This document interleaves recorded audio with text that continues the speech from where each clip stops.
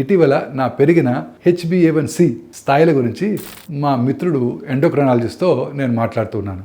నిద్రలేచిన వెంటనే బాగా ఆకలేస్తుంది, దాన్ని పట్టించుకోకుండా ఉండాలని అడిగాను. లేదు, మీరు అనుకున్న దానికంటే మీ రోజులో మొదటి భోజనం చాలా ముఖ్యమని అన్నారు. ఎందుకో ఇవాళ చెప్తాను వినండి. ఇన్సులిన్ రెసిస్టెన్స్ ఉన్న చాలామంది ఉదయం అల్పాహారం ఆలస్యంగా తింటారు. ఎందుకంటే ఉపవాసం ఎప్పుడు మంచిదని అనుకుంటారు. కానీ లేచిన వెంటనే ఆకలి వేయటం, వణుకు, అలసట లేదా టీ బిస్కెట్స్ కనుక ఎక్కువగా తినాలనిపిస్తే అది మీ శరీరం ఆహారం కోరుతోందని ఒక ముఖ్యమైన సంకేతం.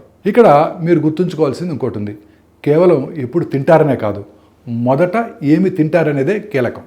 చక్కెర ఎక్కువగా ఉన్న అల్పాహారం తీసుకుంటే రక్తంలో చక్కెర ఒక్కసారిగా పెరుగుతుంది.